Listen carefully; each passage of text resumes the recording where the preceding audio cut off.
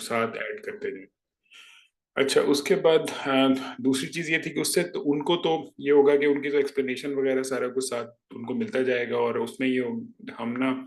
जितने MCQs add हुआ करेंगे ना साथ साथ, तो इस वक्त हमारे पास जो मैक्सिमम एमसीक्यूज अवेलेबल हैं वो आपके चेस्ट पे हैं और एमएसके में है, और कुछ सेक्शंस हैं जिनमें भी कोई भी एमसीक्यू अवेलेबल नहीं है, क्योंकि उसमें भी ऐसा कोई मतलब हमने प्रूफ रीड नहीं किया हुआ एमसीक्यूज को। तो मीनवाइल लेकिन ये है कि ये इंशाल्लाह पूल जो है यानी कि ट्यूसडे तक आप लोगों के एक्सपेक्टेड है कि इतना हो जाएगा कि आप लोग इस पे टेस्ट ट्रायल कर सकेंगे। दूसरा ये है कि हम एक और ऑप्शन जो इसके अंदर डाल रहे हैं वो ये है कि जो रीयूज करने की है, कि मतलब आप क्वेश्चंस जो आप एक बार अटेम्प्ट कर चुके हैं, अगर आप उनको नहीं दोबारा अटेम्प्ट करना चाहते तो वो भी आप अंदर सेलेक्ट कर लिया करेंगे, फिर आपका जो नया टेस्ट बना करेगा वो सिर्फ उन नए क्वेश्चंस के साथ ही बना करेगा। तो उससे फिर ये होगा कि आप लोगों को ये होता रहेगा कि जो जो हम बनाते जा रहे हैं एमसीक्यूज, वो आप लोग साथ साथ जो है ना उसको कंप्लीट करते जाएंगे, ताकि मीन वाइल एग्जाम तक आपकी ये भी सारी की सारी जो इंफॉर्मेशन है वो आपके पास अपडेटेड हो इसके मुतल्लिक। उसके बाद फिर आती है बात जो इस टेस्ट की है। इस टेस्ट में असल में ये था कि बहुत सारी जो हमारी डिस्कशन का टाइम था जो हम लोग करते थे, उसमें इन्हीं केसेस के ऊपर ही हम मतलब डिस्कशन करते रहते थे कि इसका ये था, इसका ये था, जो कि आप लोग देख चुके थे। और उसके अंदर फिर एक प्रॉब्लम ये होता था कि चूंकि वो केसेस आप लोगों ने सारे देखे होते थे, तो फिर जो इन मीटिंग में प्रेजेंस होती थी आप लोगों की वो कुछ कम होती जा रही थी। और उसकी कम होने की रीजन ये थी कि आप लोगों को पता था कि बाद में रिकॉर्डिंग तो अवेलेबल हो जाएगी, तो जब अगर आप लोगों को रिकॉर्डिंग ही मिल जाएगी तो फिर आप लोगों का अपना इंटरेस्ट कम हो जाता है। आप लोग ये कहते हैं कि अच्छा चलो हमने आंसर्स भी देख लिए, आंसर हमने रीड भी कर लिए, तो अब उसको हम थोड़ा सा स्विच करने लगे हैं। स्विच इस तरह होगा कि ये टेस्ट तो इसी तरह ही चलते रहेंगे, इनमें कोई चेंज नहीं आएगी। आप लोग इसी तरह एग्जाम देंगे, इस तरह एग्जाम क्रिएट होगा आपका।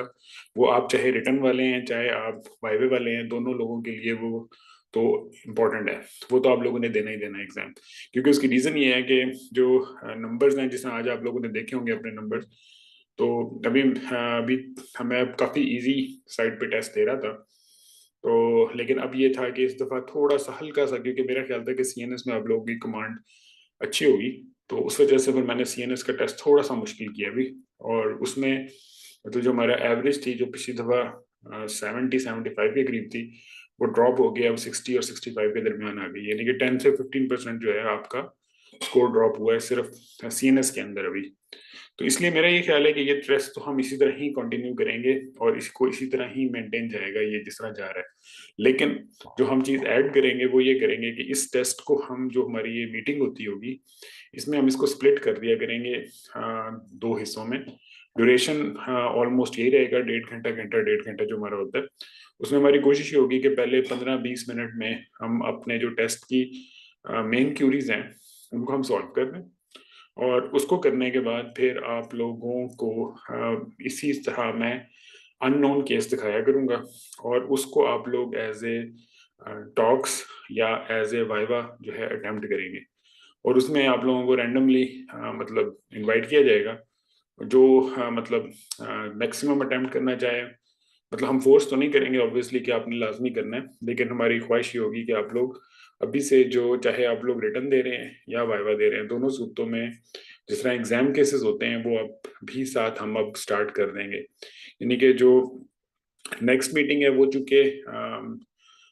3 सेक्शंस उसमें आपके कंबाइंड है, और उसमें हम देख लेंगे कि हम हाफ हाफ टाइम स्प्लिट कर लेंगे। लेकिन अगले सेशन से, यानी कि जो नेक्स्ट जो भी मीटिंग आएगी हमारी, उसमें आप लोगों को हम फिर थोड़ा सा वाइवे के लिए और टॉक्स के लिए रियल टाइम सिनेरियो में जो है अब ग्रिल करने लगेंगे। और रियल टाइम सिनेरियो को ग्रिल करने का मतलब ये है कि इधर आप लोग के पास ना तो टाइम की शॉर्टेज है, क्योंकि आपको कई कई दिन दिए जाते हैं टेस्ट देने के लिए, तो इसलिए एक तो उसकी वजह से, लग्जरी होने की वजह से ये होता है कि आपकी जो नर्व्स हैं उसको उतना स्ट्रेस नहीं आता कभी भी। दूसरा ये है कि आपकी परफॉर्मेंस जो है वो मतलब बड़ी आइसोलेटेड होती है, कि उसमें मुझे तो पता लग जाता है रिजल्ट का, लेकिन ऑब्वियसली बाकी क्रॉस किसी को किसी का रिजल्ट का नहीं पता होता।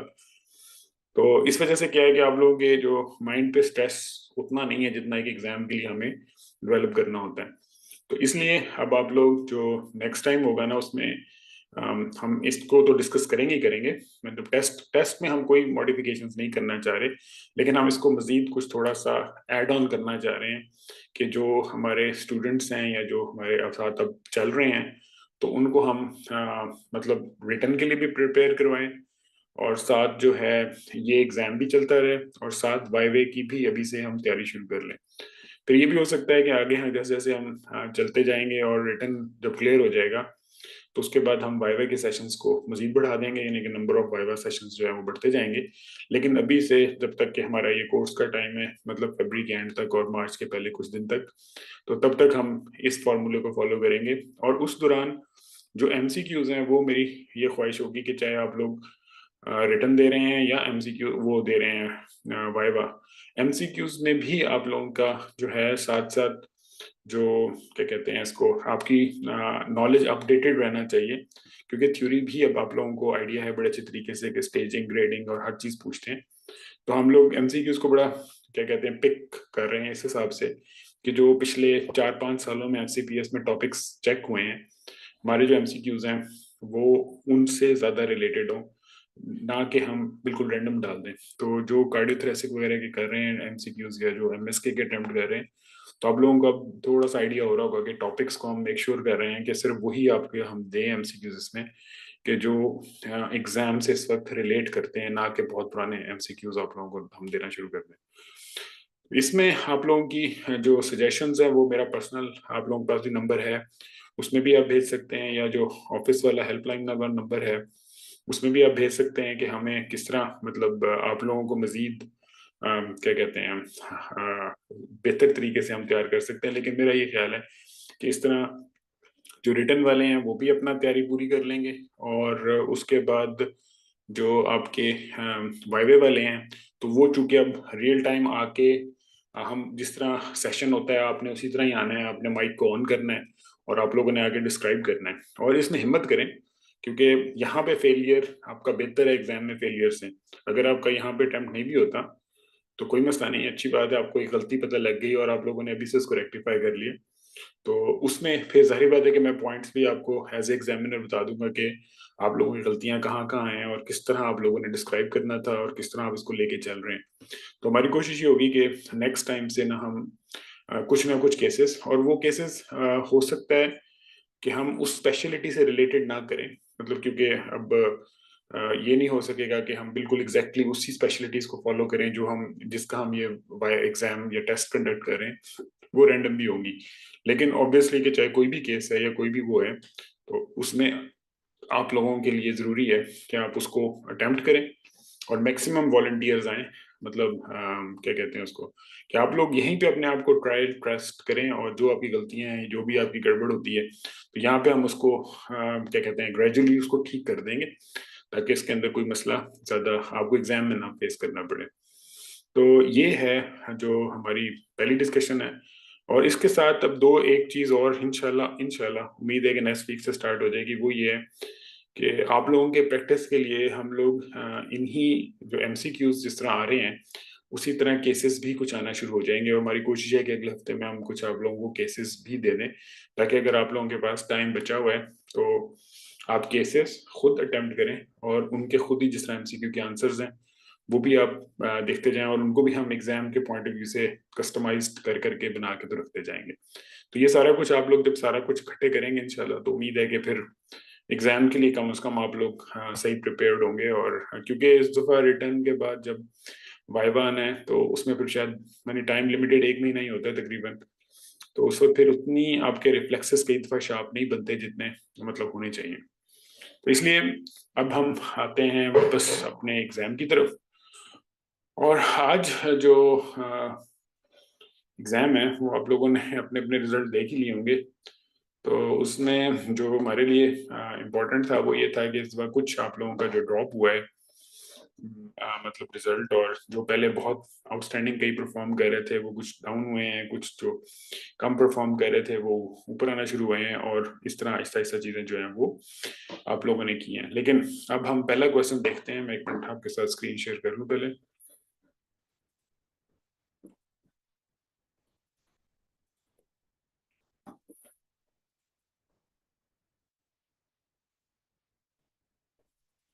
अच्छा जी, ये अब आपको मेरी स्क्रीन नज़र आ रही होगी। अच्छा, इसमें जो पेश आप लोगों का जो एक इम्पोर्टेंट चीज़ है वो ये है कि मेजॉरिटी तो करेक्ट थे इसमें कि तकरीबन ऑलमोस्ट लाइक, लेकिन 20 लोग 50 जिन लोगों ने अटेम्प्ट किया था क्वेश्चन में से 20 का ठीक हुआ था और तकरीबन 30 लोग इसमें गलत थे, मतलब एक जिस ऑप्शन में आए हैं ज़्यादातर लोग। अब इसमें आप लोगों के लिए सबसे ज़्यादा 2 चीज़ें बड़ी जो इम्पोर्टेंट थी, वो ये था कि एक तो आपने इस जगह के ऊपर भी मार्क किया हुआ था उन्होंने। इसका मतलब था कि जो पोस्टीरियर फोसा है उसमें कोई लीजन, ट्यूमर वगैरह या कोई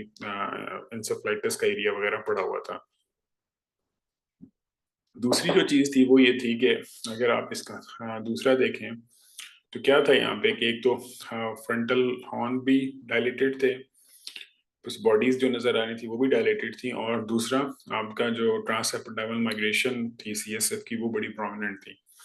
जो नॉर्मल ट्रांसएपिडाइमल माइग्रेशन ऑफ सीएसएफ होती है वो एपेंडिमाइटिस ग्रेनुलरिस वाली जगह पे होती है, और वो कहाँ होता है, वो सिर्फ और सिर्फ फ्रंटल हॉर्न के एंटीरियरली या जो पेरीट्राइगोनल रीजन है उनके मार्जिन पे अवेलेबल होता है। तो इसमें तो थ्रू एंड थ्रू जहां जहां आपको बॉडीज नजर आ रही थी, यानी कि वो एरियाज जहां पे व्हाइट मैटर्स को टच करता है, ऑब्वियसली जो फ्रंटल हॉर्न है उसके ये वाले जो एरियाज हैं ये तो ग्रे मैटर के हैं। यहाँ पे तो हाइड्रोकेफलस ने नहीं जाना होता क्योंकि यहाँ पे तो वो सीप नहीं करता, वो सीप करता है व्हाइट मैटर की तरफ जो लूज होता है थोड़ा सा। तो इसलिए चूंकि इसने इधर को लीक करना था तो यहाँ पे भी लीक हुआ हुआ, और साथ पे जो पेरीट्राइगोनल रीजन है यहाँ पे भी सारे का सारा जो सीएसएफ है वो बाहर निकला हुआ है।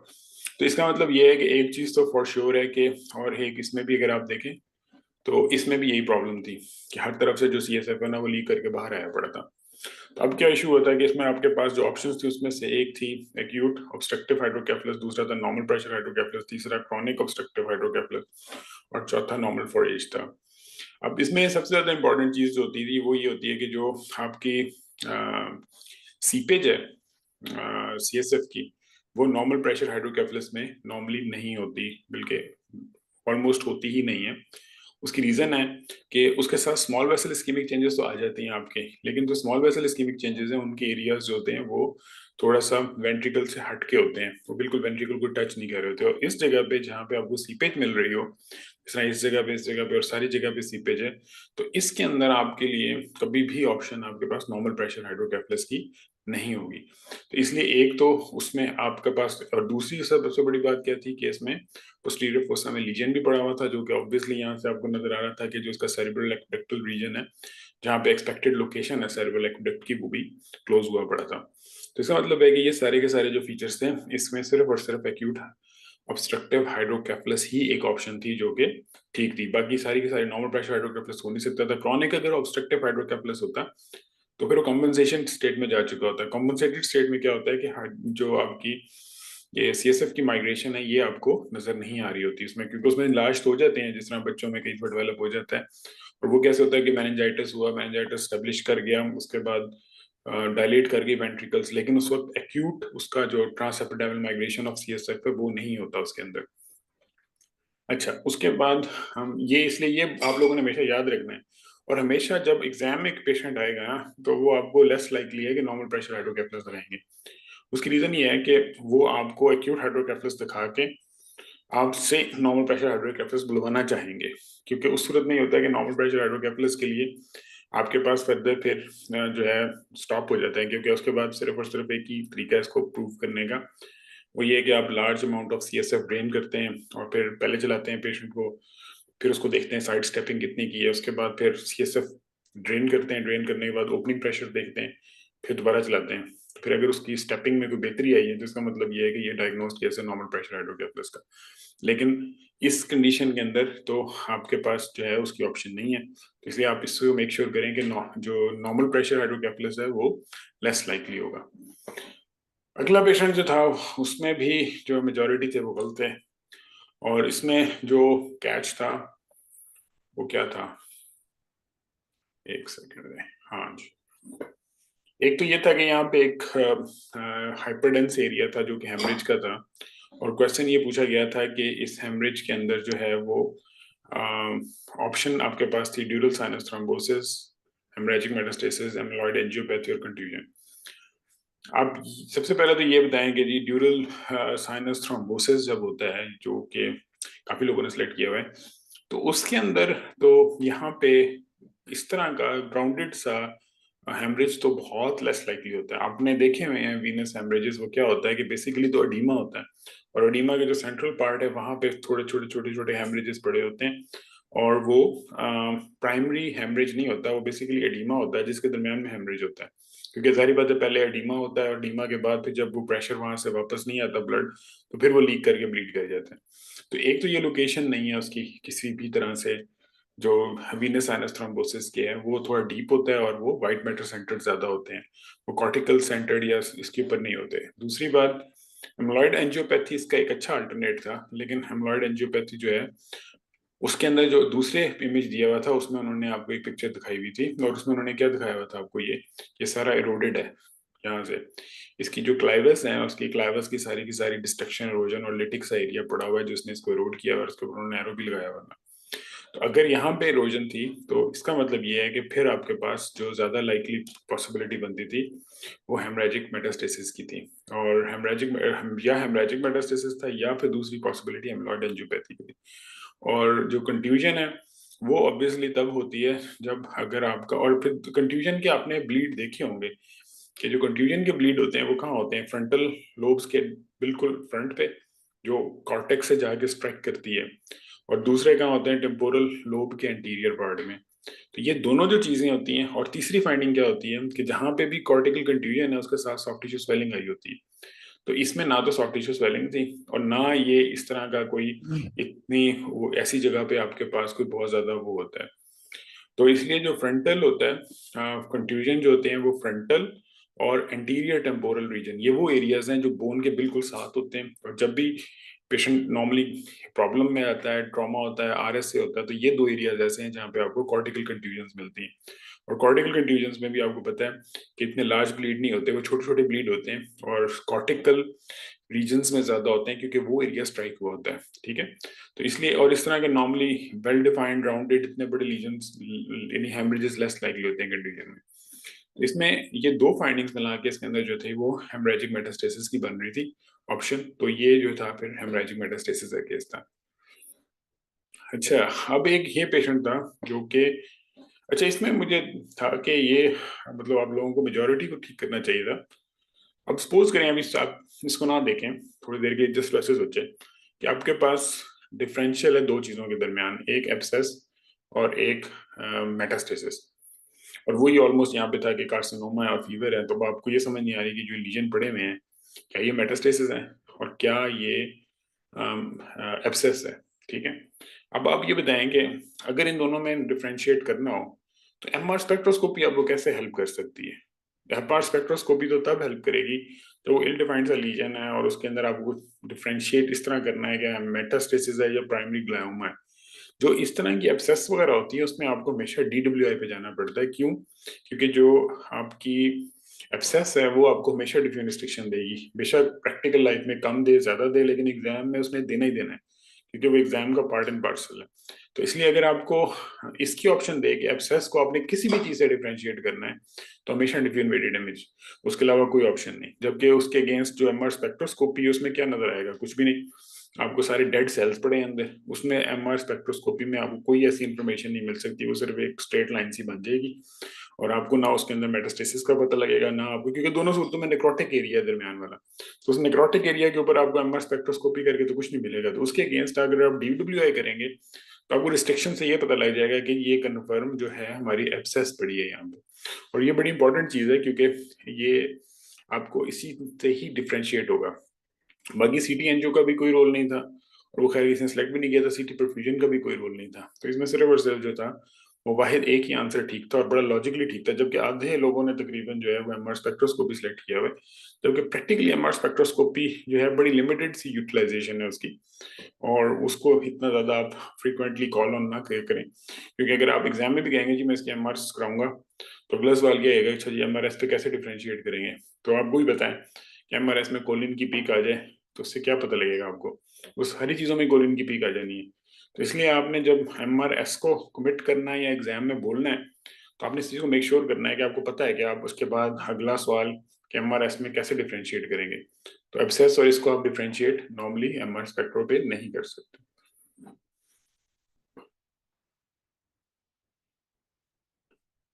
हाँ जी, टेकिंग इट मेड ट्यूमर से मुराद ये है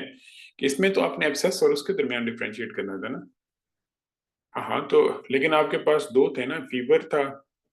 ठीक है, और रिंग एनहांसिंग लीजन थे, तो इसलिए जो है आपने इसमें डिफ्यूजन वेटेड एमआरआई को सिलेक्ट करना है, स्पेशली जब एब्सेस और एब्सेस जैसी शक्ल है इसकी भी। क्योंकि अगर जो अभी अब आगे एक पेशेंट है मेरे ख्याल से, उसमें आपको बताऊंगा मजीद डिटेल्स में। अच्छा, ये पेशेंट, चलो शुक्र है, ये वाला अच्छा हो गया क्वेश्चन आप लोगों का, इसमें मेजोरिटी ठीक थे। और वो क्या था कि 22 year old female, broad broad this वगैरह, और इसको असल जो प्रॉब्लम था वो स्वियर हेडेक और फर्स्ट टाइम सीजर था। और इसमें क्या मसला हो रहा था कि ये जो पेशेंट थी, इसके जो पोस्टीरियर एरियाज का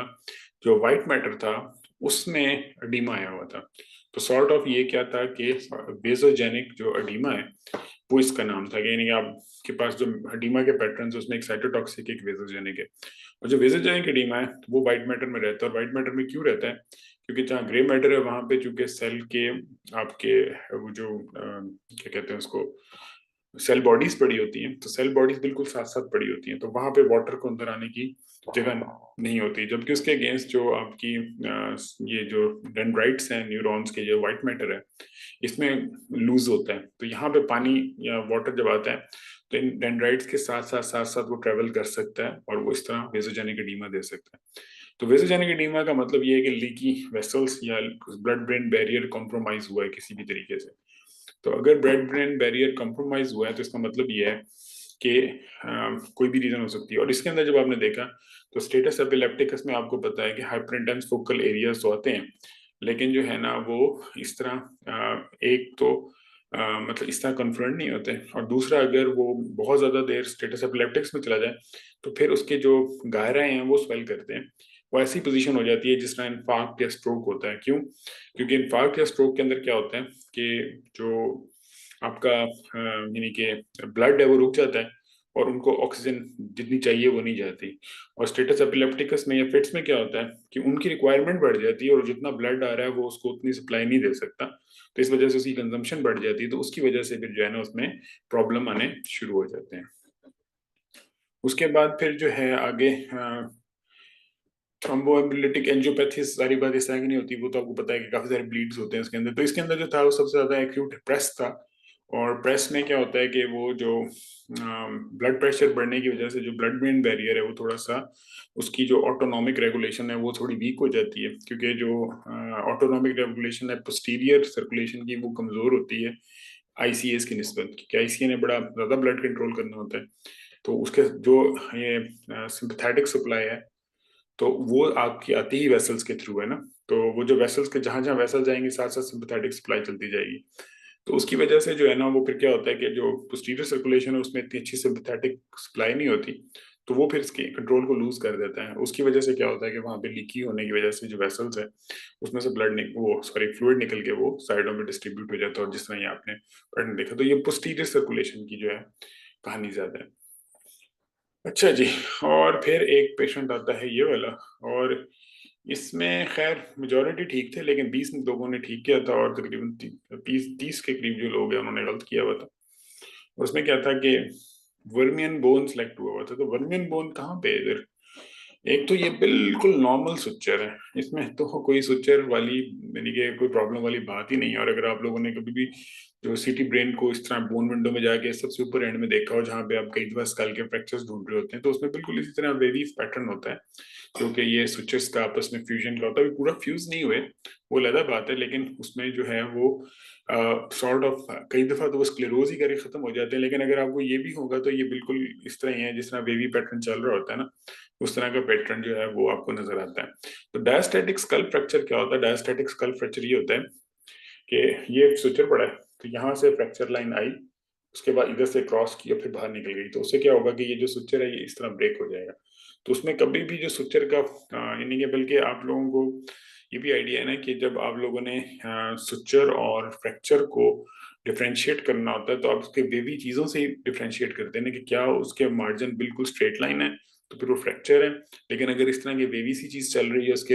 यानी कि कॉटेक्स जो है जहाँ पे वो एडजेसेंट एंड्स हैं, तो इसका मतलब ये है कि वो सुचर है। क्योंकि बच्चों में इतने सारे सुचर होते हैं, आपको कैसे ये नहीं पता लग रहा होता कि ये फ्रैक्चर है कि सुचर है। तो उसका तरीका ही सिर्फ ये है,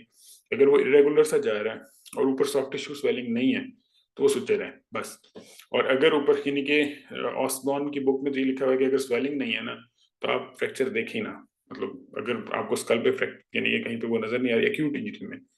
तो अगर स्वेलिंग नहीं है ना तो इट्स अनलाइकली कि बगैर स्वेलिंग के कोई सिग्निफिकेंट फ्रैक्चर हो। इसलिए उसमें तो असूल है कि आपने, हाँ, और ऑब्वियसली अगर बोन टूटी है तो ये तो नहीं हो सकता ऊपर का सॉफ्ट टिश्यू बिल्कुल ठीक रहे। तो इसलिए इसके अंदर नंबर एक बात ना तो कोई स्वेलिंग थी, नंबर दो बात कि आपको ये सिंपल स्ट्रक्चर का एक नॉर्मल दिखाने के लिए बनाया गया था कि ये जो है ना इस तरह स्ट्रक्चर नजर आता है, और इसको अपने एग्जाम में भी जो है वो फ्रैक्चर फ्रैक्चर नहीं कहना, और इसको अपने नॉर्मल स्ट्रक्चर ही कहना है। और लीनियर स्कल फ्रैक्चर तो ऑब्वियसली आपको पता है, वो तो जिस तरह हमें नजर आते हैं स्ट्रेट लाइंस। अच्छा जी, उसके बाद जो अगला पेशेंट है वो है, हाँ ये, इसमें क्या था, अच्छा इसमें, बहुत सारे लोगों ने ना डिफ्यूज एक्सोनल इंजरी लिखी। अच्छा इसमें नंबर एक बात ये है कि जो डिफ्यूज एक्सोनल इंजरी है अगर आपको दिखाएंगे तो वो एक तो आपको बहुत ज्यादा और ब्रेन की फाइंडिंग नहीं दिखा सकते उसके साथ, क्योंकि उसकी वजह ये है कि उसके लिए आप उन्होंने आपको क्या दिखाना है, उसके माइक्रो हेमरेजेस दिखाने हैं जो कहाँ पे होंगे, या पेरिक्लोजर होंगे, या जहाँ पे इसका जो है ये ग्रे व्हाइट मैटर का जंक्शन है उस जगह पे होंगे। ठीक है, तो वहां पे अगर आपको फोकल एरियाज ऑफ हेमरेजेस नजर आ रहे हैं तो फिर आपने डिफ्यूज एक्सोनल इंजरी कहना है। नहीं तो इस तरह की कंडीशन में जहां पे आपको पूरा ग्रे व्हाइट मैटर ही खत्म हुआ नजर आ रहा है कि ऑलमोस्ट लाइक उसकी जो है वो खत्म हो गई है, और उसके अलावा प्लस क्या हुआ है कि इसमें आपका हेमरेजेस हैं, ठीक है, और उसके अलावा जो इसमें क्या क्या था, हाँ, और बाकी एडीमा सारी बात है, और उसके अलावा ये सारे का सारा जो हेमरेज है ये सारे का सारा, और पेशेंट की दूसरी हिस्ट्री भी मोटर व्हीकल एक्सीडेंट की थी। तो इसमें ट्रोमेटिक सेरेब्रल एडीमा जो है, यानी कि अब देखिए ब्रेन आके इम्पैक्ट हुआ है और इम्पैक्ट होने के बाद वो वापस आया है, तो वो सारे का सारा जो है ना उसकी वजह से जो इसका सारी सर्कुलेशन थी वो रुक गई। तो इसके अंदर हाइपोक्सिक इस्कीमिक इंजरी आ सकती थी, लेकिन हाइपोक्सिक इस्कीमिक इंजरी के अंदर जो है वो साथ ब्लीडिंग जो है वो एक्सप्लेन नहीं हो रही थी कि जो इसमें ब्लड ये पड़ा हुआ है इंटर हेमिस्फेरिक पिक्चर के अंदर और इस सारे एरियाज के अंदर। तो इसलिए इसके अंदर आपको जो है ना पहले नंबर पे इसकी यही रखना है कि ये जो है ट्रोमेटिक सेरेब्रल एडीमा है, ना कि ये डिफ्यूज एक्सोनल इंजरी है। डिफ्यूज एक्सोनल इंजरी का केस मैं दिखाऊंगा आपको अगले किसी टेस्ट में, लेकिन वो बड़ा टिपिकल होता है कि जिसमें आपको focal areas of haemorrhages, grey white matter उसमें आपको रिलेटिवली कम नजर आता है। उसकी रीजन ये होती है कि जो डिफ्यूज एक्सोनल इंजरी है उसका जो मैकेनिज्म है वो सडन स्टॉप पे है, कि मतलब वो बेसिकली ये नहीं है कि वो ब्रेन कितनी जोर से टकराया है या क्या हुआ है, वो ये है कि ब्रेन कितनी स्पीड से रुका है। तो अगर ज्यादा यानी कि जिस तरह बच्चा अगर हाथ से छूट के खुदा ना खास्ता नीचे गिरे तब उसका ब्रेन एकदम से स्टॉप में जाएगा ना, उसको कोई आगे जाने की जगह नहीं मिलेगी। तो जितनी जल्दी वो स्टॉप करेगा उतने ज्यादा चांसेस होते हैं डिफ्यूज एक्सोनल इंजरी के। तो ऐसे पेशेंट्स में जो है सडन स्टॉप वाले पेशेंट्स होते हैं कि जिसमें एकदम से जाके गाड़ी किसी दरख्त को ही लग गई, तो अब वो जाके एकदम से स्टॉप हुई और उसकी वजह से फिर ब्रेन कहीं जाके रुक गया, उसकी वजह से जो होता है। लेकिन उसके अंदर डिस्टेंस और स्पीड इतना मैटर नहीं करती जितना जो है उसकी यानी कि वेलोसिटी या डिसेलरेशन जो है उसको मैटर करती है उसके अंदर। अच्छा इसके बाद ये पेशेंट था, इसमें क्या लिखा हुआ था, हाँ, ने पूछा था कि all of the following diagnosis often result in intraventricular haemorrhage except. तो क्या क्या करता है, ट्रॉमा तो आपने देखा है बड़ा कॉमनली जो है वो इंट्रावेंट्रिकुलर हेमरेज के साथ ही प्रेजेंट करता है, क्योंकि उसमें सबरेक्नोइड होता है और साथ वो उसमें चला जाता है। हाइपरटेंसिव हेमरेज में कहाँ होते हैं, वो बेसल गैंग्लिया में होते हैं, और उसके साथ भी वो फॉरन इंट्रावेंट्रिकुलर जा सकते हैं। उसके बाद एवीएम आप लोगों ने देखी हैं काफी सारी जो है वो एवीएम वेंट्रिकल के साथ पड़ी होती हैं, और उसके साथ फिर ब्लीड होंगी तो वो भी साथ जा सकती है। लेकिन जो एमलॉइड एंजियोपैथी है उसकी सबसे लेस लाइक्लीहुड है कि वो इंट्रावेंट्रिकुलर एक्सटेंशन देगी। उसकी रीजन ये है कि वो थोड़ी पेरिफेरी में पड़ी होती है यानी कि साइडों पे, तो वो वेंट्रिकल के साथ टच नहीं करती, वो नॉर्मली सब कॉर्टिकल रीजन्स के अंदर ज्यादा आपको एमलॉइड एंजियोपैथी की जगह मिलती है। तो इसलिए वो पेरिफेरल चूंकि होती है तो इसलिए उसके अंदर आपको इंट्रा वेंट्रिकुलर एक्सटेंशन के चांसेस कम होते हैं। अच्छा उसके बाद फिर था 40 ईयर थंडर क्लैप हेडेक। अच्छा इसमें सिर्फ लोकेशन आपने आइडेंटिफाई करनी थी, और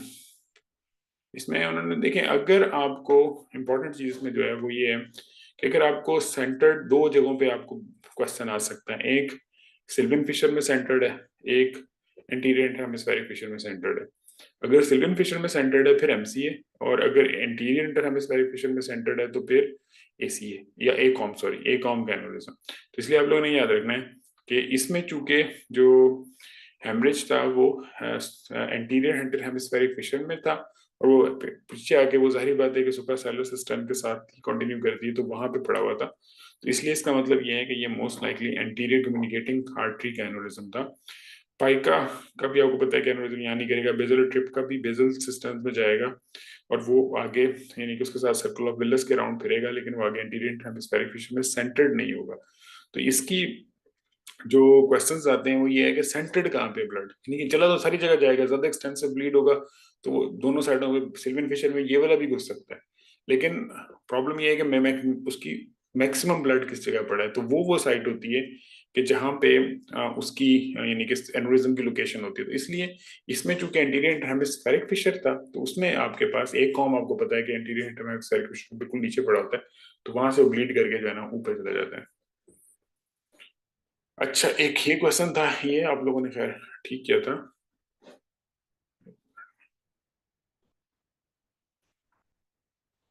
अच्छा, इसमें था कि 34 ईयर मेल कंडीशन है, this is the most likely diagnosis.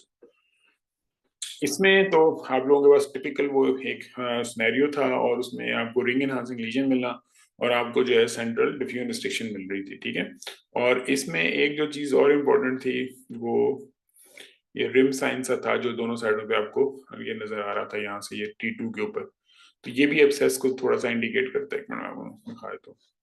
ये जो जिस तरह ये वाला एरिया नजर आ रहा है आपको, ठीक है। तो ये अगर T2 पे आपको लो डार्क रिम नजर आ जाए ना, तो वो भी आपको, अगर आपके पास DWI नहीं भी है तो वो भी इंडिकेट करता है, क्योंकि यहाँ पे भी कुछ ना वो जो सेल्स होते हैं उनकी मेरे से ऑक्सीडेशन ज्यादा होती है कुछ, तो उसकी वजह से ये थोड़ा सा T2 के ऊपर ना एक रिम डार्क सा एब्सेस के अंदर नजर आता है आपको। तो इसलिए आपने ये भी याद रखना है कि ये दोनों चीजें आपके लिए जो है ना वो इंपॉर्टेंट है। DWI रिस्ट्रिक्शन मिल जाए तो बेस्ट है, उससे जैसा तो कुछ भी नहीं है। और अगर आपको एग्जाम में DWI रिस्ट्रिक्शन मिल रही है ना किसी भी रीजन में, स्पेशली एब्सेस या और रिंग एनहांसिंग है, तो फिर आप लोगों ने पहले हमेशा इसको जो एब्सेस है उसको नंबर 1 पे रखना है।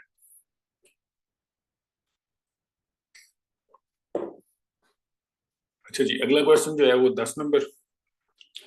अच्छा, इसमें मुझे है ये एक कंफ्यूजिंग क्वेश्चन था। और सबसे पहले तो ना मैं आपको पैथोफिजियोलॉजी बताता हूँ कि जो सबड्यूरल हाइग्रोमा है वो होता क्या है। सबड्यूरल हाइग्रोमा ये होता है कि जो आपका है ना ये ड्यूरा, इसके अंदर टीयर आता है, ठीक है। और रेक्नॉइड के अंदर जो है रेक्नॉइड जो मेटा है, ठीक है, उसके अंदर टीयर आता है। तो सब रेक्नॉइड में CSF होता है, एपी रेक्नॉइड में या सब ड्यूरल में जो है वो आपका फ्लूइड आ जाता है लीक करके CSF। तो अगर CSF लीक करके सब ड्यूरल में आएगा तो उसकी सबसे पहले एक प्रॉपर्टी बड़ी जरूरी है, वो क्या है कि CSF का सिग्नल CSF से तो मिलना चाहिए। अब अगर आप इसमें देखें तो आप ये देखें कि क्या वेंट्रिकल के अंदर जो ब्लैक है, क्या वही ब्लैक आपको बाहर नजर आ रहा है कि नहीं। अगर तो आपको इतना ही ब्लैक नजर आ रहा होता तो फिर तो हम स्टेट ऑफ कंफ्यूजन में चले जाते कि क्या ये CSF हाइग्रोमा है या ये कोई और चीज है। तो इसमें तो यानी कि सबड्यूरल हाइग्रोमा, तो इसमें तो बिल्कुल उनका जो शेड है ब्लैक ब्लैक है और वो ग्रे है। और दूसरा उसके अलावा आपको यहाँ पे भी इसके ड्यूल जो थे क्या कहते हैं उसको, यानी कि शेड्स भी अलग अलग नजर आ रहे हैं। तो इसमें कभी भी आपने जो इसको सबड्यूरल हाइग्रोमा नहीं कहना। और दूसरा, सबड्यूरल हाइग्रोमास अगर आप लोगों ने देखा होगा तो वो कोई मैस इफेक्ट नहीं देता। उसकी रीजन क्या है कि अंदर भी CSF है बाहर भी CSF है, तो वो क्लोज स्पेस तो होता ही नहीं है। और जब तक कोई चीज क्लोज स्पेस में नहीं जाएगी तो ब्रेन पे अपना मैस इफेक्ट नहीं दे सकती। इसमें दोनों प्रॉब्लम थे। इसमें एक तो ये था कि सिग्नल का डिफरेंस था कि अंदर वेंट्रिकल कुछ था और सब ड्यूरल कुछ था। और दूसरा क्या था कि उसमें बाहर जो था वो उसका कलर वो जो मैस इफेक्ट भी सारे का सारा आया पड़ा था, और वो ठीक ठाक आया पड़ा था। स्पेशली अगर इस पे भी देखें ना आप, तो ये सारे का सारा यहाँ से डिस्प्लेस करके मिडिल लिया हुआ है। तो इसलिए इन चीजों को आपने मेक श्योर करना है कि ये सब ड्यूरल एम्पाइमा है, और सॉरी सब ड्यूरल ये हीमाटोमास है। अब रह जाता है कि जी सब ड्यूरल इफ्यूजन के बारे में क्यों नहीं है। तो सब ड्यूरल इफ्यूजन जो होती है वो नॉर्मली मेनिंजाइटिस वगैरह के साथ होती है, और उसकी भी जो है वो जो CSF एटेन्युएशन है वो थोड़ी ज्यादा हो सकती है। लेकिन वो नॉर्मली आपको ना उसके साथ मतलब डेब्री और उस तरह की चीजें जरा ज्यादा नजर आती हैं, ठीक है। तो इसलिए जो है ना वो ये मोस्ट लाइकली जो थी वो क्योंकि उसमें प्लाज्मा एक्सीडेट होता है उसमें। हाँ, हम हेमाटोमा मैस इफेक्ट देता है। सबड्यूरल फेन भी होती है, लेकिन वो नॉर्मली जो है थोड़ी सी ज्यादा हाइपरडेंस आपको लग रही होती है, और साथ आपको मेनिंजाइटिस के थोड़े बहुत साइन मिल रहे होते हैं, क्योंकि वो मेनिंजाइटिस के साथ को एग्जिस्ट करती है। अच्छा जी, हाँ, अब ये क्वेश्चन था एक जो कि फिर इम्पोर्टेंट था, और उसमें क्या था कि इसमें सिर्फ इसको दिखाने का मकसद ये था कि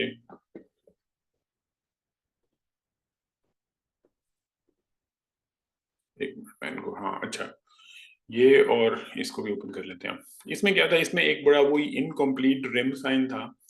कि जिसमें इसका जो यानी कि साइड टुवर्ड्स वेंट्रिकल या मीडियल थी, और उसके अंदर यानी कि जो मीडियल साइड थी उसमें इन्हांसमेंट नहीं थी, और जो दूसरी साइड थी यानी कि जो एक साइड इसकी सॉरी इन्हांसिंग थी और एक साइड इसकी जो है ना वो नॉन इन्हांसिंग थी। तो नॉर्मली लीडिंग एज मेरे ख्याल से इन्हांसिंग होता है इसका, यानी कि जिस साइड को ये डीमाइलिनेशन जा रही होती है आगे को, तो उस साइड को जो है वो इसकी यानी कि सिग्नल इन्हांसमेंट आ रही होती है, और जो दूसरी साइड होती है जिधर से आ रही होती है उधर से वो अपने इन्हांसमेंट को छोड़ता आ रहा होता है। तो अगर ये आपको इस तरह का साइन मिलेगा तो इसमें फिर सबसे पहले आपके पास एक ही ऑप्शन होगी, और वो क्या होता है, ट्यूमेफेक्टिव डीमाइलिनेशन। और ये जो ट्यूमेफेक्टिव डीमाइलिनेशन है,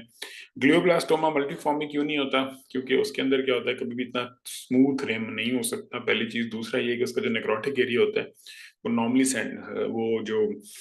ट्यूमर है उसके सेंटर पार्ट में होता है। उसकी रीजन ये होती है कि वहां पे ब्लड जो है वो आउटग्रो कर जाता है और उसको नेक्रोसिस हो जाता है उसका, तो इसलिए तो वो भी याद रखना है। एब्सेस क्यों नहीं हो सकती, क्योंकि वो भी पूरी रिंग इनहांसिंग होती है, और उसके अंदर जारी बात सेंट्रल पार्ट डिफरेंट होता है। और तीसरी जो है रिजॉल्विंग हीमाटोमा की ये साइड भी नहीं है और सिग्नल्स भी नहीं है, दोनों चीजें, क्योंकि आप T1 पे भी देख रहे हैं इसमें कुछ नहीं है। और तीसरी चीज ये है कि रिजॉल्विंग हीमाटोमा एनहांस कभी नहीं करेगा, इसमें जो इसके मार्जिन है वो बड़े अच्छे तरीके से एनहांस कर रहे हैं, जो इसका लीडिंग एज है या जिस साइड भी जो डीमाइलिनेशन है वो जा रही है। और ट्यूमेफेक्टिव डीमाइलिनेशन की डेफिनेशन के लिए जरूरी है कि कोई भी ऐसी डीमाइलिनेशन जिसका जो साइज है वो 2 सेंटीमीटर से ज्यादा हो जाए, तो उसको हम फिर ट्यूमेफेक्टिव डीमाइलिनेशन में डाल देते हैं। अच्छा जी, उसके बाद फिर है 12 नंबर क्वेश्चन। ये आप लोगों का माशाल्लाह काफियों का ठीक था, और ये अच्छी बात है। और उसमें क्या था कि इसमें आपको जो ये साइन था, ये सारे का सारा इन्फ्लेमेशन हुई पड़ी थी, और ये सारा लो टेनुएशन किस्म का लो सिग्नल एरिया था, और सारी की सारी इन्फ्लेमेटरी चेंजेस के साथ हो रही थी। और उसके अलावा आपके पास हिस्ट्री भी थी डायबिटिक पेशेंट की, और लेफ्ट ऑर्बिटल, तो इसके अंदर जो इन्वेसिव फंगल साइनोसाइटिस जो है वो मोस्ट कॉमन था। और दूसरा चीज ये थी कि इसमें जो mucosal avascularity is a specific feature that helps identifying this potentially filament infection, कि जहाँ पे म्यूकोजल यानी कि वहाँ पे बहुत ज्यादा आपको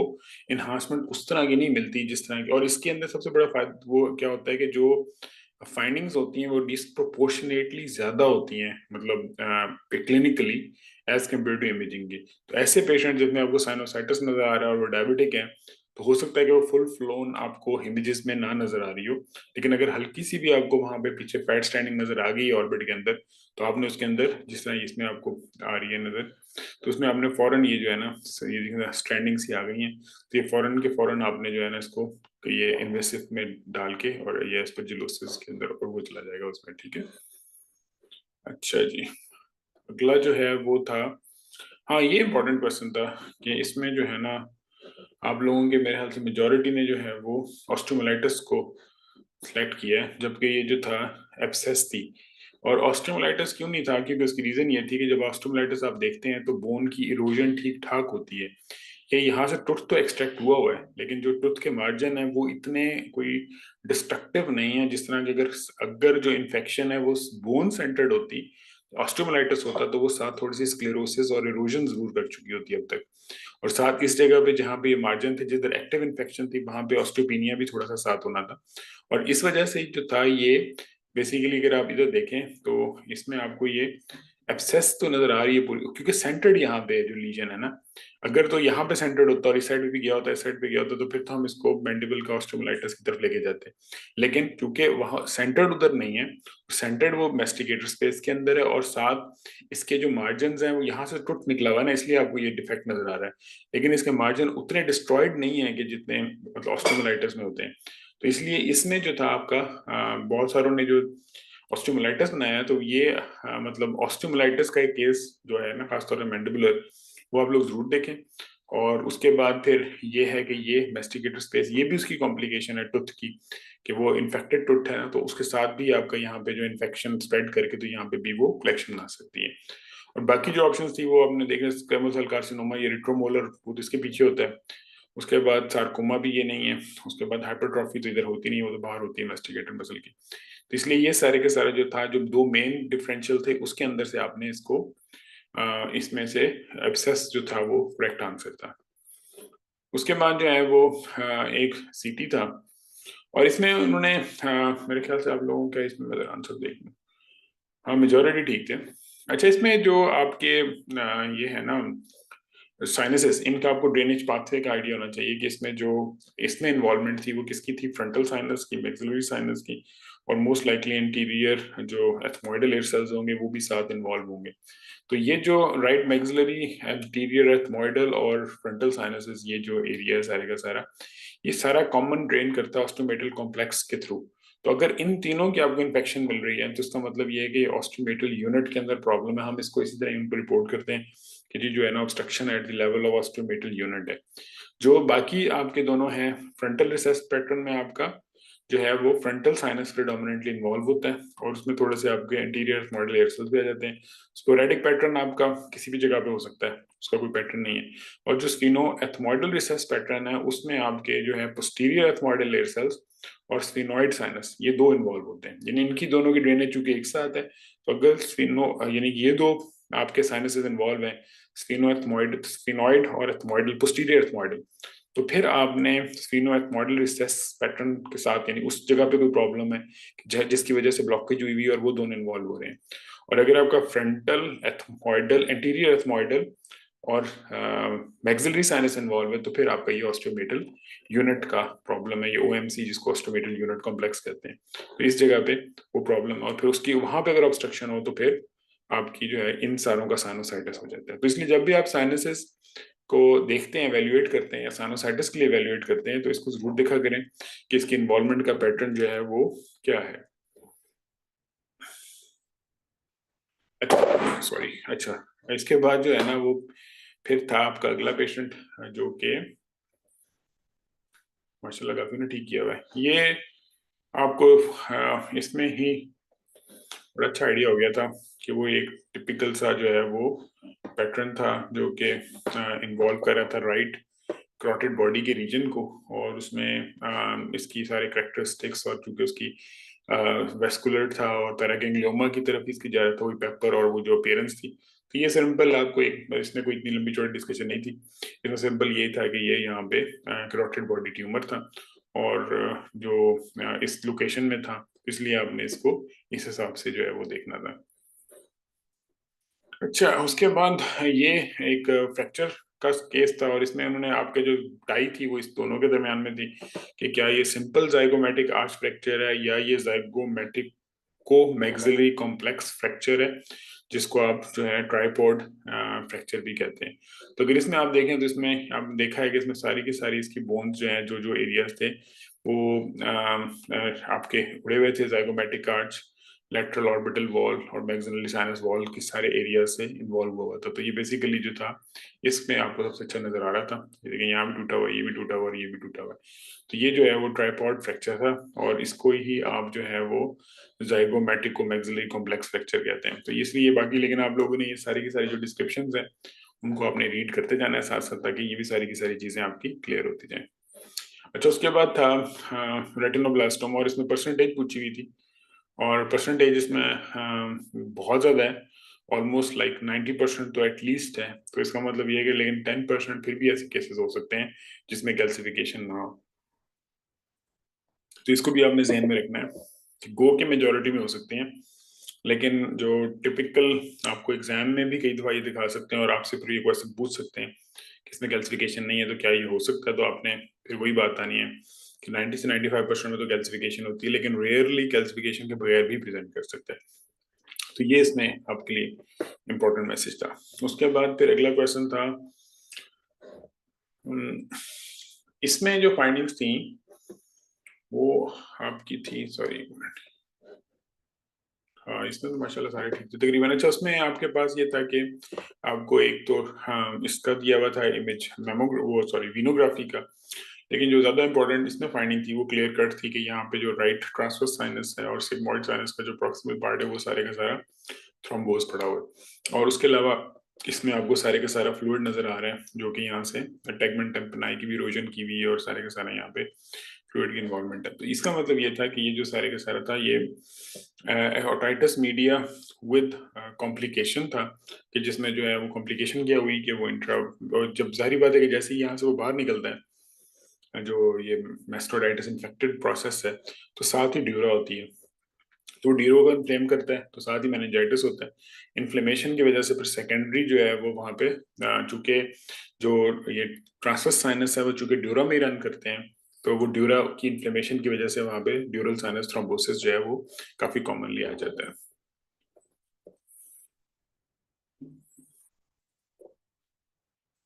अच्छा, उसके बाद जो है फिर अगला था क्वेश्चन नंबर 19। और क्वेश्चन नंबर 19, हाँ ये इम्पोर्टेंट था कि इसमें आप लोगों का मेजोरिटी का जो था ना वो गड़बड़ हो गई थी। एक मिनट, इसको मैं जरा ना बड़ा करके दिखाता हूँ आपको।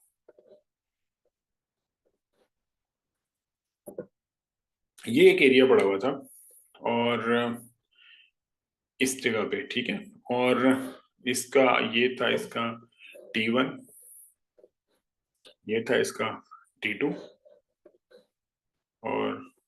ये था इसका सॉर्ट ऑफ T2 स्टार, ये स्टार ही कह लेंगे इसको आप, ठीक है। तो अगर जो ये वाला एरिया था, ये जो ये एरिया है, ये इस पे भी बोन को फॉलो कर रहा है और इस पे भी ऑलमोस्ट ये फैट सिग्नल को ही फॉलो कर रहा है, ठीक है। यानी कि ये जो एरिया था ये हेमरेज को T2 पे फॉलो नहीं कर रहा था, क्योंकि इतना छोटा हेमरेज होता है तो वो T2 पे मतलब फॉरन अगर ये इस अगर ये यहाँ ब्राइट होता तो यहाँ पे इसको डार्क हो जाना चाहिए था। तो आप लोगों ने जो सबसे पहले लिखा हुआ था ना वो ये लिखा हुआ था कि डिस्क एक्सट्रूजन विद हेमरेज। तो हेमरेज का तो सिग्नल सिर्फ आपको T1 पे ब्राइट के अलावा तो कोई भी हेमरेजिक सिग्नल को तो फॉलो नहीं कर रहा था। तो एक तो, और दूसरी चीज ये कि डिस्क एक्सट्रूजन नॉर्मली कभी भी हेमरेज के साथ इस तरह एसोसिएटेड नहीं होती। तो इसका मतलब ये था कि जो आपका ये इंफॉर्मेशन थी इसके अंदर कंजेनिटल कैनाल स्टेनोसिस का एलिमेंट इसमें निकाल देना था। एपिड्यूरल हीमाटोमा भी नहीं हो सकता था, क्योंकि एपिड्यूरल हीमाटोमा होता तो वो एपिड्यूरल स्पेस में होता, इस तरह जो डिस्क है उसके साथ इस तरह इन्वॉल्व ना होता। तो इसमें बेसिकली ये जो लिम्बस वर्टिब्रा होता है, ये लिम्बस हर्निएशन होती है,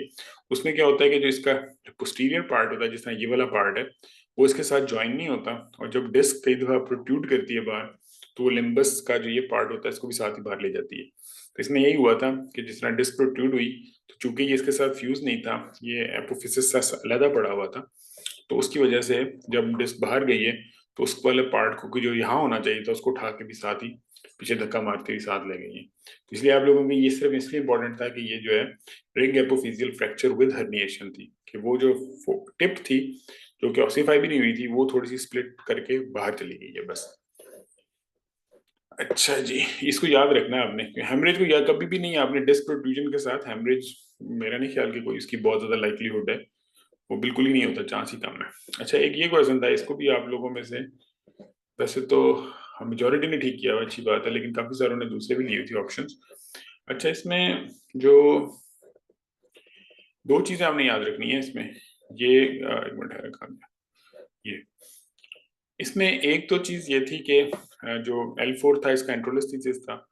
और जिस जगह पे एंट्रोलिस्थीसिस था उस जगह पे जो कैनाल थी वो दूसरी बाकी जगहों से ज्यादा वाइड हो गई हुई थी। तो अगर आपको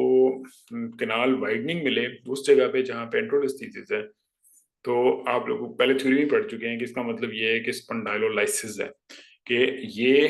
पार्ट और ये पार्ट दोनों सेपरेट है। अगर ये स्पॉन्डाइलोलाइसिस ना होता तो इस पार्ट को इसके साथ आगे आना चाहिए था ना, कि अगर ये आगे गई हुई है तो ये यहाँ पे पड़ा हुआ है तो ये पीछे क्यों चला गया, इसको कम से कम इस लेवल पे तो आगे होना चाहिए था ना, जिस तरह ये एरो लगा हुआ है। तो इतना ही वर्टिब्रा का अगर इधर डिस्टेंस होता तो इसकी पोस्टीरियर एलिमेंट्स की तकरीबन अप्रोक्सीमेट लोकेशन ये बनती थी जहाँ पे मेरा माउस है, लेकिन वो पीछे पड़ा हुआ है और ये आगे जा चुका है। तो अगर आपको कभी भी चाहे आम रिपोर्टिंग के अंदर भी ये चीज नजर आए कि जहाँ पे एंट्रोलिस्थेसिस या स्टेप ऑफ है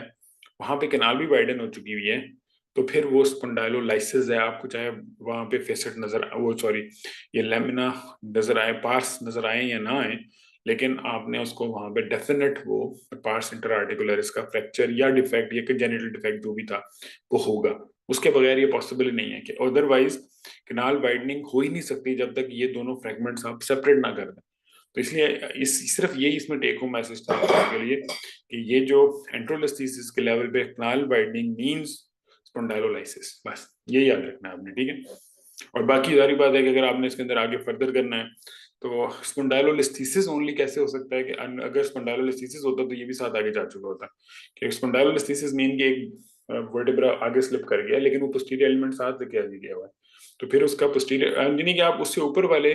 और उसके जो नीचे वाला उन दोनों के पोस्टीरियर एलिमेंट्स और वर्टेब्रल बॉडी के दरमियान का डिस्टेंस देखें तो यहाँ पे बढ़ा हुआ है, ऊपर भी कम है और नीचे भी कम है, तो इसका मतलब है कि ये दोनों स्प्लिट कर चुके हैं। और यूनिलैटरल स्पॉन्डाइलोलाइसिस की भी एक ऑप्शन थी, तो यूनिलैटरल स्पॉन्डाइलोलाइसिस के अंदर थोड़ी सी रोटेशन आती है लेकिन एंट्रोलिस्थेसिस इतनी नहीं हो सकती कभी भी। अच्छा जी, उसके बाद फिर था अगला केस आपका, और उसमें क्या था, ये भी माशाल्लाह सरों ने करेक्ट किया हुआ था, लेकिन इसमें जो असल चीज़ थी वही आपकी थी कि शोरमन डिजीज में और जो सिकल सेल डिजीज है उसमें डिफ्रेंशिएट करना था, बाकी तो सारे आपको पता ही थे, इसमें कोई इतनी खास चीज़ नहीं थी। तो शोरमन डिजीज के उन्होंने दिए हुए थे कि आपका जो है माइल्ड इंटीरियर वेजिंग होगी, थोड़ा सा आगे को वेज करेगा वर्टिब्रल बॉडी, दूसरी जो है एंड प्लेट दोनों साइडों पे इरेगुलरिटी होगी, और स्मोरल नोड्स होंगे और काइफोसिस उसके साथ सेकेंडरी डेवलप हो जाता है क्योंकि वो हर वर्टिब्रा आगे से थोड़ा सा एंटीरियर को वेज करता जाएगा, तो मतलब ऑलमोस्ट 5 डिग्रीज यहाँ पे भी लिखा हुआ है। तो अगर वो सारे सारे वर्टिब्रा आगे होते जाएंगे तो थोड़ी सी काइफोसिस डेवलप हो जाएगी उस उनकी ये सारी आगे एंटीरियर वेजिंग होने की वजह से। तो इसकी वजह से इसमें जो आपका होता है जो क्या कहते हैं उसको सिकल सेल, उसमें एच शेप वर्टिब्रा होते हैं, उसमें एंड प्लेट इरेगुलरिटी इतनी ज्यादा नहीं होती, वो कंप्रेशन फ्रैक्चर्स होते हैं हर लेवल के ऊपर, जबकि इसमें स्मोरल नोड्स और एंड प्लेट इरेगुलरिटी प्रिडोमिनेंट होता है, और जो इसके वर्टिब्रा हैं वो सेंट्रल से कंप्रेस नहीं करते, वो एंटीरियरली वेज करते जाते हैं, ठीक है। तो इसलिए ये बात आपने याद रखनी है कि ये जो है सिकल सेल, और दूसरा सिकल सेल के अंदर जो उससे ज्यादा इंपॉर्टेंट फाइंडिंग है वो क्या होता है कि जो इसकी वर्टिब्रल बॉडी के मैरो के सिग्नल्स हैं वो भी काफी डिफरेंट हो चुके होते हैं, और वो आयरन डेपोजिशन उसकी वजह से ज्यादा हो चुका होता है, तो वो इसके सिग्नल काफी लो आएंगे T2 के ऊपर। अच्छा, उसके बाद एक ये पेशेंट था, ये अच्छा आप लोगों ने माशाल्लाह अटेम्प्ट किया था, मेरे ख्याल से इस इमेज के अंदर आपको क्लियर हो रहा था कि ये कहाँ कहाँ पे जो है वो इसका ब्लड है। तो इसका जो था ब्लड, सॉरी एक मिनट, एपिड्यूरल और सबड्यूरल दोनों लोकेशंस में पड़ा हुआ था, इसका नहीं, एक मिनट,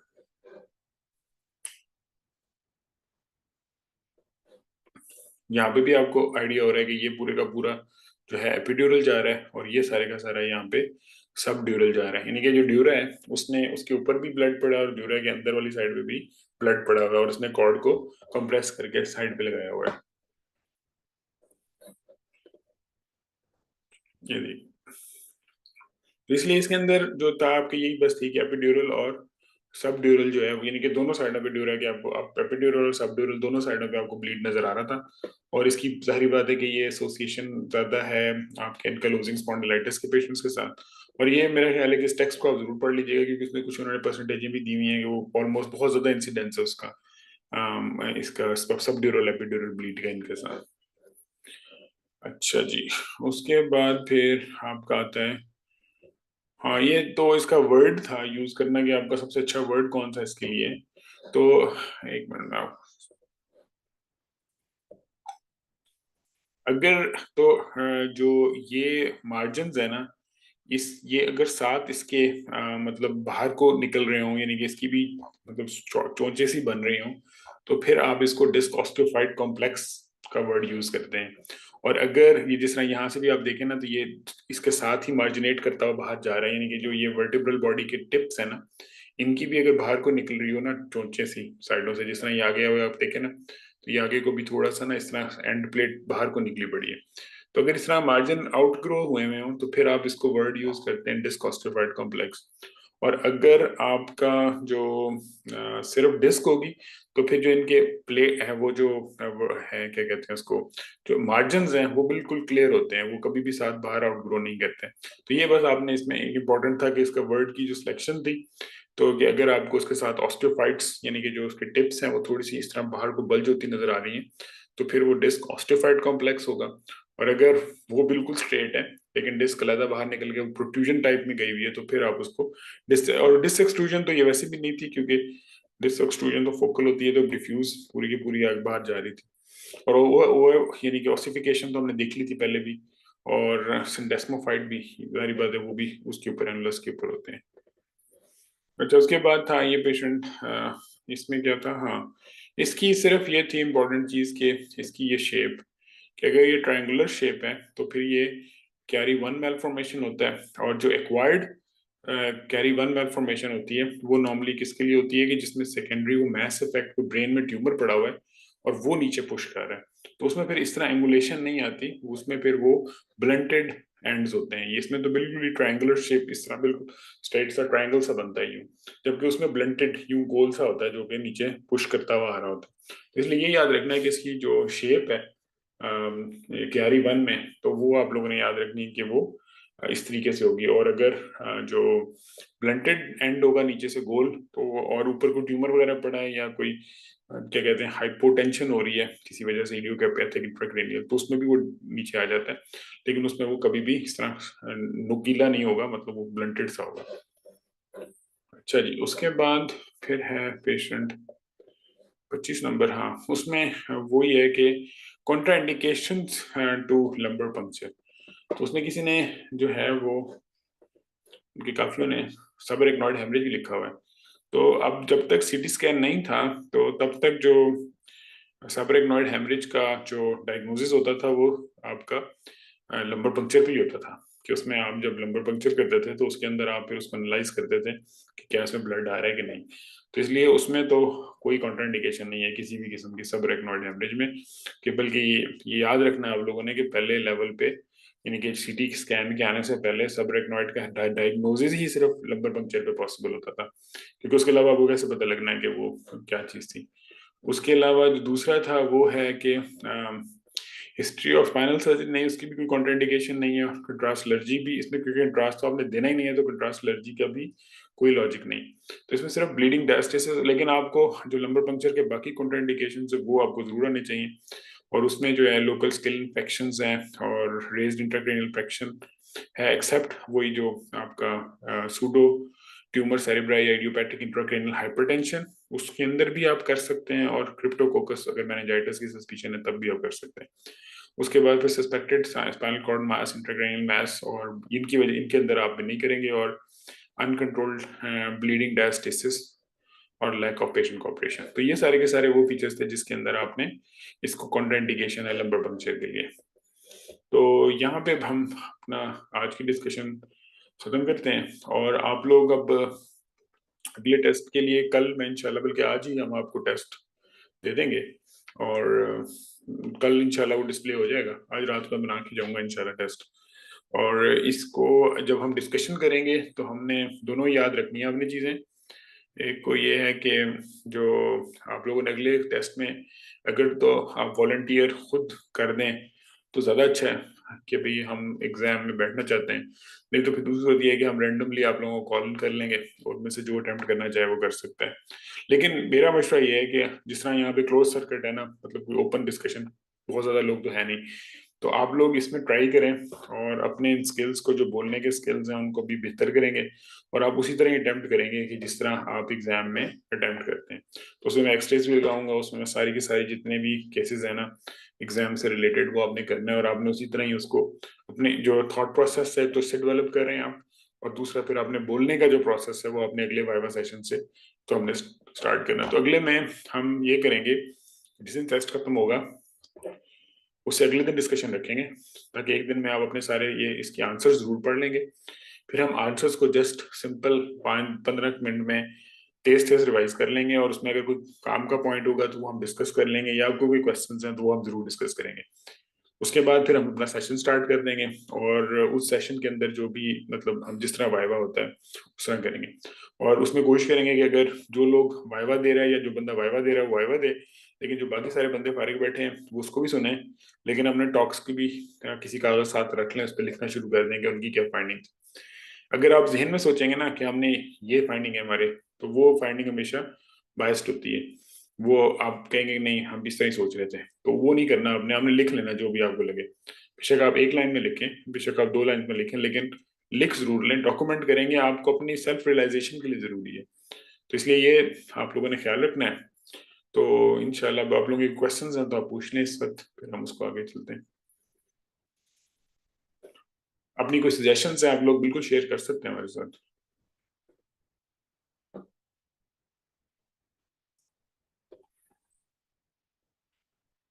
उसमें रिवर्स सेरिबेलर साइन भी होता है मेरे ख्याल से शायद हाइपोक्सिक में ना। इसमें इतना रिवर्स सेरिबेलर साइन नहीं था।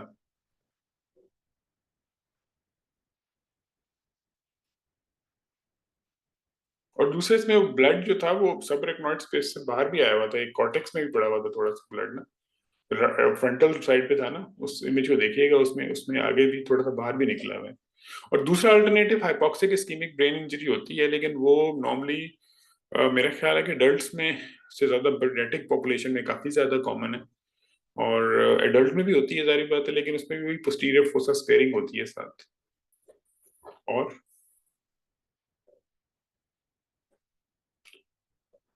ठीक है फिर मेरा ख्याल है, और अगर कोई क्वेश्चन नहीं है तो फिर हम इसको क्लोज आउट करते हैं। ठीक है जी, बहुत शुक्रिया। अगर आप लोगों के कोई सजेशंस हुए तो हमें मैसेज कर दीजिएगा जरूर, तो उसको मैं देख लूंगा और फिर अगलों में हम उसको एंटरटेन कर देंगे। जज़ाकल्लाह।